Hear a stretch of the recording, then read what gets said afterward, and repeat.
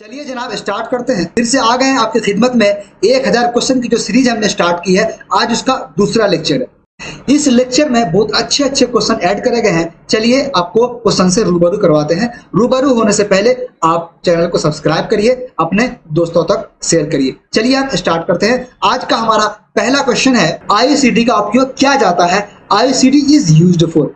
पहले इसका full form हमें मालूम होना चाहिए। इसका फुल फॉर्म होता है इंट्रा यूटेराइन कंट्रासेप्टिव डिवाइस। ये एक तरह का कंट्रासेप्टिव डिवाइस है, मतलब गर्भ निरोधक डिवाइस है। अगर किसी को बच्चा नहीं चाहिए या फिर बच्चे में गैप चाहिए तो इस तरीके के डिवाइस को इस्तेमाल करते हैं, जिसको हम बोलते हैं कंट्रासेप्टिव डिवाइस, या इसको बोलते हैं गर्भ निरोधक। तो अगर हम बात करते हैं आईसीडी की, तो आईसीडी का यूज कहां पे किया जाता है? अगर हम फोटो देखते हैं तो अगर फोटो में देखोगे ये क्या है? आईसीडी है। इसमें कॉपर का वायर जो है पूरी तरीके से वुंड किया हुआ होता है चारों तरफ, ठीक है। और ये कॉपर वायर को जो है हम इंसर्ट कर देते हैं कहाँ पे? यूट्रस में। देख लो ये जो यूट्रस का पार्ट है इसमें हम इसको इंसर्ट कर देते हैं और ये कॉपर जो है कॉपर रिलीज करता है। ये कॉपर रिलीज जो है ना, कॉपर क्या करता है? स्पर्म को किल कर देता है। क्या करता है? स्पर्म को किल करता है। तो हम जो है कॉपर टी इस तरह से इंसर्ट करते हैं कहां पे? यूटेरस में। इससे हम गर्भ धारण से बच सकते हैं। तो इसका आंसर क्या चला जाएगा? अगर हम फर्स्ट ऑप्शन पढ़ते हैं तो वेजिटेटिव रिप्रोडक्शन गलत बात, कंट्रासेप्शन सही बात, गर्भ निरोधन के लिए हम इसका इस्तेमाल करते हैं। चलिए हमारा नेक्स्ट क्वेश्चन है, निम्नलिखित में से कौन सा गर्भ निरोधक है? अगर हम ऑप्शन देखते हैं, हम बात करते हैं कॉपर टी की। अगर हम फोटो देखते हैं तो ये कॉपर टी है। ये कॉपर टी जो है गर्भ निरोधक के लिए इस्तेमाल करते हैं इसको। दूसरा है हमारा, अगर हम देखते हैं कॉन्डम, कॉन्डम भी जो है हम गर्भ निरोधक के लिए इस्तेमाल करते हैं। अगर ये आप कॉन्डम को देख पा रहे हो तो ये कॉन्डम है। ये किसमें इस्तेमाल का होता है? गर्भ निरोधक की तरह हम इसको इस्तेमाल करते हैं। तीसरा ऑप्शन है डायफ्राम। जो डायफ्राम देख रहे हो ये फीमेल में इस्तेमाल होता है। जनरली ये जो कॉन्डम होता है ये मेल में इस्तेमाल होता है, ये डायफ्राम जो फीमेल में इस्तेमाल होता है। ये देख रहे हो कि ये जो डायफ्राम है इसको कहाँ पे इंसर्ट किया गया है? ये जो पार्ट है सर्विक्स वाला पार्ट, इसमें इसको क्या कर दिया गया? लगा दिया गया, ताकि ये जो है ये जो स्पर्म जा रही है ये एंट्री नहीं कर पाए। तो अगर आप देखोगे तो ये भी इस्तेमाल करते हैं, ये भी इस्तेमाल करते हैं, ये भी इस्तेमाल करते हैं। ये फीमेल में इस्तेमाल करते हैं, ये मेल में इस्तेमाल करते हैं, ये फीमेल में इस्तेमाल करते हैं। तो इसका मतलब है इसका आंसर चला जाएगा आपका इनमें से सारे सही हैं। नेक्स्ट क्वेश्चन हमारा, गर्भधान काल की लंबाई कितनी होती है? ये जो अगर फर्टिलाइजेशन हो गया इसके बाद जो बच्चे का डेवलपमेंट हो रहा है ये कितने दिन का होता है? अगर दिन में बोलेंगे तो ये 260 से 270 के बीच में होता है। अगर मंथली बोलोगे, मंथ में बोलोगे तो ये 9 मंथ का होता है। अगर इसको वीक में बोलोगे तो ये 37 to 39 के बीच में एवरेज होता है। तो अगर आप ऑप्शन देखोगे तो आपका ये भी ऑप्शन सही है, ये भी ऑप्शन सही है, ये भी ऑप्शन सही है। इसका आंसर है आप चला जाएगा एक में से अधिक। ये चौथा ऑप्शन जाएगा, ये चौथा ऑप्शन है और ये पांचवा ऑप्शन है। तो ये चौथा ऑप्शन आपका आंसर हो जाएगा। नेक्स्ट क्वेश्चन हमारा, परखनली शिशु में क्या होता है? What happens in test tube baby. Test tube baby के बारे में आप खूब सुन रखे होंगे, लेकिन इसमें क्या होता है वो आपको मैं समझाने की कोशिश करता हूँ। जो टेस्ट ट्यूब बेबी होता है, ये जो फर्टिलाइजेशन, ये निषेचन होता है, ये आपका किसी टेस्ट ट्यूब में होता है, ठीक है। इसके बाद का जो डेवलपमेंट होता है वो किसी फीमेल के यूटेरस में होता है, ठीक है। 2 स्टेज हो गया इसमें। टेस्ट ट्यूब में फर्टिलाइजेशन हुआ, वहां से इसको निकाल करके किसी फीमेल के यूटेरस में डाल दिए, फर्दर डेवलपमेंट वहीं पे होगा और फिर इसके बाद उसका पार्चुरेशन होगा, ठीक है। तो इस क्वेश्चन का हमारा आंसर चला जाएगा। अगर ऑप्शन देखते हैं तो fertilization occurs in test tube, निषेचन परखनली में होता है, भ्रूण का विकास गर्भाशय में होता है, embryonic development occurs in uterus. तो 2 आंसर सही है, तो बोथ आर करेक्ट। इसका 4th चला जाएगा। नेक्स्ट क्वेश्चन हमारा, एमनियोटिक द्रव किससे भ्रूण की रक्षा करता है? Amniotic fluid protects the fetus from. अगर आप फीटस के डेवलपमेंट के बारे में पढ़े होगे तो जो डेवलपमेंट हो रहा था फीटस का, इसके चारों तरफ जो है ना एक पानी की थैली बनी होती है, इसको एमनियोटिक मेम्ब्रेन बोलते हैं। और ये मेम्ब्रेन में बहुत सारा पानी भरा होता है। ये पानी जो है ना, ये पानी जो है बच्चे को किसी शॉक से, मतलब किसी का धक्का लग रहा है, इससे कोई दिक्कत ना हो, किसी तरह का कोई शॉक वगैरह लग रहा है, मतलब किसी तरह का धक्का वगैरह लग रहा है, तो इससे इन चीजों को ये बचाता है कि बच्चे को कोई दिक्कत नहीं हो। तो क्या आंसर चला जाएगा आपका? झटके से बचाता है। ये इसका आंसर सही लग रहा है। इंसिस्टेंट नहीं, डिजेनरेशन नहीं, कोई डिजीज नहीं, तो आंसर इसका चला जाएगा आपका शॉक। ठीक है, नेक्स्ट क्वेश्चन है हमारा, मानव जनन पथ में पहुंचने के पश्चात मानव शुक्राणु अपनी निषेचन क्षमता कितने समय के लिए सुरक्षित रखते हैं। कहने का मतलब ये है, ये जो स्पर्म है, ठीक है, ये जो स्पर्म है, ये अगर फीमेल रिप्रोडक्टिव ट्रैक में चला गया, कहने का मतलब ये है कि ये जो स्पर्म है अगर फीमेल रिप्रोडक्टिव ट्रैक में चला गया, जो शुक्राणु है अगर ये फीमेल रिप्रोडक्टिव ट्रैक में चला गया, तो वहां पे वो कितने दिन तक जिंदा रह सकता है। ये 48 to 72 आवर तक ये जिंदा रहता है। तो आपका आंसर हो जाएगा फर्स्ट। नेक्स्ट क्वेश्चन है हमारा, मनुष्य में भ्रूण का हृदय बनता है। In human being the embryos heart is formed. मतलब ये जो एम्ब्रियोनिक डेवलपमेंट हो रहा होता है, तो जो हार्ट का डेवलपमेंट होता है ये किस स्टेज में होता है, किस टाइम पे होता है, ये क्वेश्चन पूछ रहा है। अगर ये आप ध्यान से पढ़ोगे एम्ब्रियोनिक डेवलपमेंट के बारे में, तो फर्स्ट मंथ, जब फर्स्ट मंथ बच्चे का कंप्लीट हो जाता है तो उसमें हार्ट का डेवलपमेंट हो जाता है। अगर आप यहाँ फोटो में देखोगे तो 23rd डेज पे ये ऐसा बना हुआ है नली की तरह, 24 डेज में और थोड़ा इसमें डेवलपमेंट हुआ, और पूरी तरीके से जो है 35 डेज और 30 डेज के बीच में ये जो है आपको डेवलपमेंट देखने को मिल जाता है। एट्रियम और वेंट्रिकल आपको देखने को मिल जाएगा। तो 30 से 35 डेज मतलब 1 मंथ के आसपास में पूरी तरीके से हार्ट का डेवलपमेंट हो जाता है। तो हमारा आंसर चला जाएगा, ऑप्शन पढ़ो, गर्भाशय के 1 महीना के बाद, तो आंसर आपका फर्स्ट चला जाएगा। नेक्स्ट क्वेश्चन है हमारा, बच्चे का लिंग निर्धारण किसके द्वारा निर्धारित किया जाता है। Sex determination of child is determined by. इस क्वेश्चन को आप इजीली वे में सॉल्व कर सकते हो अगर आपने 3-4 क्वेश्चन पहले वाला क्वेश्चन सही से सॉल्व किए होगे, अगर समझे होगे तो आप इजीली वे में इस क्वेश्चन को सॉल्व कर सकते हो कि कौन रिस्पॉन्सिबल होता है सेक्स डिटर्मिनेशन के लिए। चलो हम फोटो देख के थोड़ा हम बात करते हैं। ये जो अगर आप देख रहे हो ये क्या है, मेल है, इस तरह का सिंबल मेल का होता है, इस तरह का सिंबल फीमेल का होता है। ठीक है, फीमेल क्या बना रहा है, क्योंकि इसके पास एक्स एक्स है तो चाहे एक्स बनाए सेम बात है, तो ये एक्स बना दिया। यहाँ पे 2 अलग तरीके के हैं, एक एक्स बनाया, एक वाई बनाया। देखो अगर एक्स इसके एक्स से मिलेगा, इसका तो एक्स ही बनना, कोई दिक्कत नहीं है, इसको तो कोई झमेला ही नहीं है, इसका एक्स ही बना, इसको कोई लोचा है नहीं। लोचा पड़ रहा है यहाँ पे, अगर ये मेल जो है एक्स बना दिया तो एक्स एक्स मिलेगा तो फीमेल बन जाएगा। अब लोचा है कि अगर वाई बना दिया तो वाई मिलेगा एक्स तो फीमेल बना दिया। तो कौन डिसाइड कर रहा है, ये डिसाइड कर रहा है। एक्स बनेगा तो फीमेल बनेगा, वाई बनेगा तो मेल बनेगा। डिसाइड कौन कर रहा है, मेल कर रहा है, मतलब पिता कर रहा है, तो पिता इसके लिए रिस्पॉन्सिबल होता है, न कि इसके लिए माता रिस्पॉन्सिबल होती है। नेक्स्ट क्वेश्चन है हमारा, युग्मक बनाने की प्रक्रिया कहलाती है the process of formation of gamete is called. हम ऑप्शन वाइज चलते हैं, थोड़ा बात को समझने की कोशिश करते हैं। अगर हम फोटोज देखते हैं, जो गैमेटोजेनेसिस है, युग्मक जनन है, ये 2 तरीके का होता है। अगर फीमेल में हो रहा है उसको बोलेंगे oogenesis, ठीक है। अगर मेल में हो रहा है इसको बोलेंगे स्पर्मेटोजेनेसिस, ठीक है। oogenesis में क्या होता है कि आपका क्या बना, अंडा बना, और स्पर्मेटोजेनेसिस में क्या होगा, आपका स्पर्म बना। ये दोनों मिला, फर्टिलाइजेशन हुआ और आपका जायगोट बन गया। क्या बन गया आपका, जायगोट, मतलब युग्मक बन गया। ठीक है, जायगोट आपका बन गया। कौन प्रोसेस से, गैमेटोजेनेसिस से। तो अगर आप देखोगे इस क्वेश्चन में पूछ रहा है कि गैमेट बनने की प्रक्रिया को क्या बोलते हैं, आंसर आपका चला जाएगा गैमेटोजेनेसिस। लेकिन दूसरा ऑप्शन है ओवुलेशन। मैं आपको बता रखा हूं कि अंडाशय से अंडा का निकलना या ओवरी से ओवम का निकलना, इसी को बोलते हैं ओवुलेशन या अंडोत्सर्ग।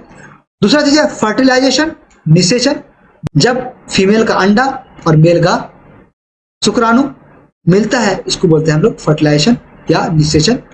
तो ये भी इसका आंसर नहीं होगा, एक से अधिक विकल्प, तो आंसर आपका चला जाएगा फर्स्ट। क्वेश्चन हमारा, अम्नियोसेंटेसिस के द्वारा क्या पता करते हैं। What do we find out through the amniocentesis. इस क्वेश्चन को सॉल्व करने से पहले हमें यह आइडिया होना चाहिए कि अम्नियोसेंटेसिस होता क्या। देखो, अम्नियोसेंटेसिस एक प्रोसेस है जिसमें हम क्या करते हैं, ये जो बच्चे का डेवलपमेंट हो रहा होता है यूटेरस में, वहां पे चारों तरफ एक फ्लूइड पाया जाता है।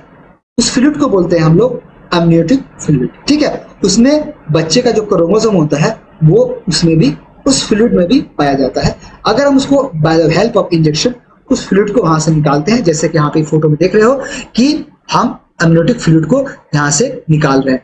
जब इस फ्लूइड को हम जांच करते हैं तो हमें ये आइडिया लगता है कि इसमें कितने क्रोमोसोम पाए जा रहे हैं, इस क्रोमोसोम के आधार पे हम ये डिसाइड कर पाते हैं कि बच्चे का लिंग कैसा है, कि वो मेल है या वो फीमेल है। तो हम देखते हैं ऑप्शन क्या बोल रहा है। आरबीसी की संख्या मालूम करते हैं, गलत बात। डब्ल्यूबीसी गलत बात। प्लेटलेट्स गलत बात। भ्रूण की लिंग सही बात। ये हमारा आंसर चला जाएगा। नेक्स्ट क्वेश्चन है हमारा, प्रथम प्रजननशील शिशु का क्या नाम था? What was the name of the first test tube baby? इस क्वेश्चन को दो तरीके से पूछ सकता है। एक ये पूछ सकता है कि फर्स्ट टेस्ट ट्यूब बेबी या फिर first Indian test tube baby. अगर इंडियन टेस्ट ट्यूब बेबी पूछा है तो आपका आंसर चला जाएगा क्या? इसको देख रहे हो, इसका नाम है कनप्रिया अग्रवाल। ठीक है, अगर वर्ल्ड का पूछ रहा है या फिर वर्ल्ड का नहीं भी पूछ रहा है, अगर आप सिंपल पूछ दिया आपको कि फर्स्ट टेस्ट ट्यूब बेबी, तो आपको क्या चला जाएगा? Louise Brown. अगर आप ऑप्शन देखोगे तो क्वेश्चन के हिसाब से जो आपका आंसर जाएगा वो फर्स्ट चला जाएगा, वो फर्स्ट चला जाएगा। अगर इंडियन पूछता तो क्या जाता? अगर इंडियन पूछता तो क्या जाता? कनुप्रिया अग्रवाल। चलिए नेक्स्ट क्वेश्चन हमारा, प्रतिरोधी की एसआई इकाई है। प्रतिरोधी की एसआई इकाई है, मतलब जो रेसिस्टेंट है इसकी एसआई यूनिट क्या है? ठीक है, अगर आप एसआई यूनिट आपको याद होगी तो आप यहाँ पे इजीली इसको सॉल्व कर पाओगे। लेकिन एक फोटो मैंने बना के रखा है, यहाँ पे दो वायर दे रखे, एक छोटे वायर और एक बड़ा वायर। इसको इस तरह से समझ सकते हो कि जितना वायर जितना छोटा होगा उसमें उतना कम रेसिस्टेंट होगा, जितना वायर जितना बड़ा होगा उसमें उतना ज्यादा रेसिस्टेंट होगा। इस क्वेश्चन को आप ऐसे भी समझ सकते हो, दो रास्ता है, एक छोटा रास्ता एक बड़ा रास्ता। दोनों रास्ते में कंडीशन सेम है। छोटा रास्ता में आपको कम दिक्कत फेस करनी पड़ेगी, बड़े रास्ते में आपको ज्यादा दिक्कत फेस करना पड़ेगा, क्योंकि ज्यादा बड़ा रास्ता है, हो सकता है उसमें अलग अलग तरीके की आपको सामने दिक्कतें आएंगी, और छोटा रास्ता है तो उसमें कम दिक्कतें आएंगी। तो जब दिक्कतें कम आएंगी मतलब दिक्कत ही एक ऐसा चीज है उसको हम बोलते हैं रुकावट, रेसिस्टेंट। ठीक है, दिक्कत को ही क्या बोलते हैं हम लोग? रेसिस्टेंट या रुकावट। तो छोटी तार में कम रेसिस्टेंट, बड़ी तार में ज्यादा रेसिस्टेंट। एक चीज बोला जाता है, कोई ऐसा वायर नहीं जिसमें आर नहीं, कोई ऐसा वायर नहीं जिसमें आर नहीं, आर मतलब रेसिस्टेंट। दुनिया में कोई ऐसा वायर नहीं बना जिसमें रेसिस्टेंट नहीं है, चाहे कम हो चाहे ज्यादा हो, आपको वायर में रेसिस्टेंट मिलेगा ही। और रेसिस्टेंट का जो ऐसा यूनिट है वो है ओम। ठीक है, हम बात करते हैं फर्स्ट ऑप्शन की, जो कूलम है। ये कूलम जो है, कूलम ऐसा यूनिट है किसकी? चार्ज की, आवेश की। जो ओम है यही है रेसिस्टेंट की, आर की। और ये जूल है, ये जूल किसकी ऐसा यूनिट है? एनर्जी की। और जो न्यूटन है ये किसकी है? ये आपको फोर्स की। किसकी है यूनिट है? फोर्स की। तो आंसर आपका चला जाएगा सेकंड। चलिए नेक्स्ट क्वेश्चन है, मुख से लेने वाली गर्भ निरोधक गोलियां किसका विरोध करती है?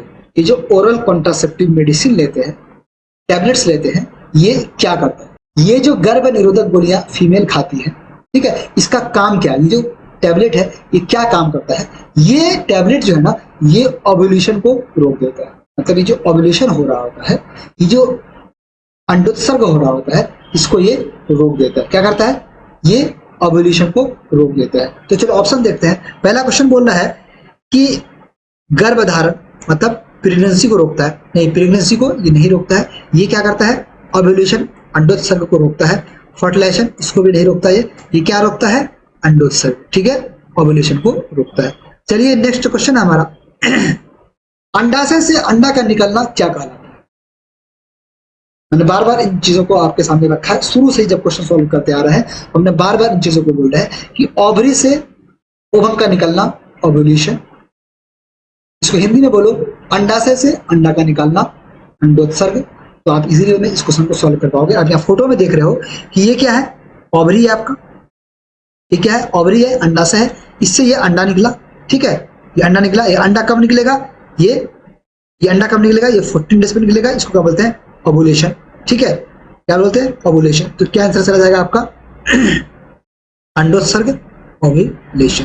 ठीक है, नेक्स्ट क्वेश्चन हमारा, निम्नलिखित में से कौन सा अम्ल लाल चींटियों में मौजूद होता है? Which of the following acid is present in red ants? ठीक है, इसमें कौन सा एसिड पाया जाता है? जो रेड एंट्स अगर वो काट लेता है तो कितना दर्द होता है, कितना दुखता है, उसमें क्या पाया जाता है, एक अम्ल पाया जाता है, वो बहुत ज्यादा एसिडिक होता है। वो एसिड जो ही हमें दिक्कत पहुंचाता है, तो वो कौन सा एसिड, वो एसिड है उसका नाम है फॉर्मिक एसिड। अब देखो आपका आंसर क्या चला जाएगा, first formic acid. Next question हमारा, नर प्रजनन कोशिका को क्या कहते हैं, male gamete cell is called. ये जो गैमेट बनता है मेल में by the process of gametogenesis, उसको हम क्या बोलते हैं, स्पर्म, हिंदी में बोलोगे शुक्राणु, ठीक है, क्या बोलते हैं उसको, शुक्राणु। अब यार शुक्राणु देख पा रहे हो कि शुक्राणु में 3 पार्ट होते हैं, एक होता है हेड वाला पार्ट, एक होता है ये बीच वाला पार्ट, इसी में माइटोकॉन्ड्रिया होता है, ये एनर्जी के लिए रिस्पॉन्सिबल होता है। किसके लिए, एनर्जी के लिए ये रिस्पॉन्सिबल होता है। कौन सा पार्ट, बीच वाला पार्ट। और टेल वाला पार्ट जो है ये मूवमेंट के लिए हेल्प करता है, अगर टेल नहीं होगा तो मूवमेंट नहीं हो पाएगा। और ये जो हेड वाला पार्ट है इसमें क्रोमोसोम पाया जाता है, क्या पाया जाता है, क्रोमोसोम, मतलब गुणसूत्र पाया जाता है, गुणसूत्र पाया जाता है, क्या पाया जाता है, गुणसूत्र। कहाँ पाया जाता है गुणसूत्र, हेड में। और ये जो आगे वाला पार्ट इसको बोलते हैं एक्रोसोम, क्या बोलते हैं इसको, एक्रोसोम। यही जो है अंडा में जाके अटैच करता है और इसमें एंजाइम पाया जाता है। और ये एंजाइम जो है इतना पावरफुल होता है कि वो अंडा का जो वाल होता है उसको तोड़ देता है, और तोड़ने के बाद ये अंडा जो है, ये शुक्राणु जो है अंदर चला जाता है किसके, अंडा के। और इस प्रक्रिया को क्या बोलते हैं हम लोग, फर्टिलाइजेशन या निषेचन।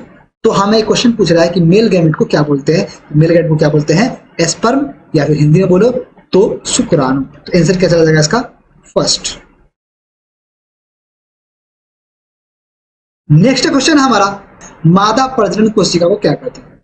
अभी हमने मेल के बारे में पढ़ा था, हम फीमेल के बारे में पढ़ लेते हैं। तो ये बताया था मैं अभी आपको, ये जो मेल का स्पर्म है, ये देख रहे हो, ये एक्रोजोम है, यही आके अटैच करेगा किससे, एक से, ओवम से। इसको क्या बोलते हैं, अंडाणु बोलते हैं। क्या बोलते हैं इसको, अंडाणु बोलते हैं, ओवम बोलते हैं। क्या बोलते हैं इसको, ओवम या अंडाणु बोलते हैं। और इससे जाके अटैच करेगा और इसमें बहुत सारे एंजाइम पाए जाते हैं इसमें एक्रोसोम में। और ये एक्रोसोम, ये वाल जो 3-4 लेयर है वाल, इसको तोड़ के अंदर घुस जाएगा, इससे फ्यूज कर जाएगा, और इससे फ्यूज करके क्या बनाएगा, जायगोट बनाएगा। क्या बनाएगा, जायगोट बनाएगा। क्या बनाएगा, जायगोट बनाएगा। तो इस क्वेश्चन का आंसर क्या हो जाएगा आपका, अंडाणु, ठीक है, अंडाणु।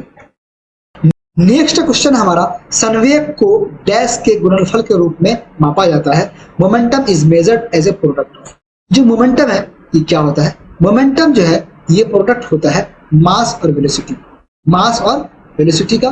किसी के द्रव्यमान में अगर कितनी वेलोसिटी है, कितना वेग है, उसका जो प्रोडक्ट होता है उसको हम मोमेंटम बोलते हैं। ऑप्शन देखते हैं हम। पहला ऑप्शन बोल रहा है द्रव्यमान और वेग, मतलब मास और वेलोसिटी, ये आपका आंसर जा सकता है। नेक्स्ट ऑप्शन देख लेते हैं, बोल रहा है कि द्रव्यमान और एक्सेलरेशन। अगर मास इंटू एक्सेलरेशन है, मास इंटू त्वरण है, इसको हम क्या बोलते हैं, इसको हम बोलते हैं फोर्स बोलते हैं, ठीक है। नेक्स्ट क्वेश्चन है हमारा, बल और विस्थापन। बल और विस्थापन, मतलब बल और विस्थापन अगर है, फोर्स इंटू डिस्प्लेसमेंट है, इसको हम बोलते हैं वर्क। क्या बोलते हैं इसको, वर्क। इसको बोलते हैं कार्य। क्या बोलते हैं इसको, कार्य, ठीक है। हिंदी में इसको क्या बोलते हैं हम लोग, बल। क्या बोलते हैं इसको, फोर्स को क्या बोलते हैं, बल। तो मास इंटू त्वरण, मतलब मास इंटू एक्सेलरेशन, या द्रव्यमान और त्वरण का जो मल्टीप्लिकेशन है वो आपको फोर्स देता है, और आपको फोर्स इंटू डिस्प्लेसमेंट का आपको प्रोडक्ट क्या देता है, वर्क देता है या कार्य देता है। तो इसका आंसर क्या चला जाएगा आपका, फर्स्ट, ठीक है। तो यहाँ पे भी देख सकते हो कि जो है momentum into mass into velocity. अगर कोई ऑब्जेक्ट स्थिर है, मतलब कांस्टेंट है, तो इसकी वेलोसिटी क्या होगी, इसकी वेलोसिटी 0 होगी, तो उसका मोमेंटम भी क्या होगा, उसका 0 हो जाएगा, ठीक है। क्या बोले हम आपको कि अगर कोई चीज, ठीक है, अगर कोई चीज है, अगर उसका वेलोसिटी 0 है तो मोमेंटम भी 0 हो जाएगा। यहाँ पे कुछ लिखा हुआ चीज है, अगर मास कम होगा तो उसका मोमेंटम भी कम होगा, वेलोसिटी कम होगा या इसका वेग कम होगा तो मोमेंटम भी कम हो जाएगा। अगर वेलोसिटी 0 हो गया तो इसका मोमेंटम भी 0 हो जाएगा। मास अगर 0 हो गया, द्रव्यमान 0 हो गया तो मोमेंटम इसका 0 हो जाएगा। इसका आंसर आपने क्या हमारा, फर्स्ट।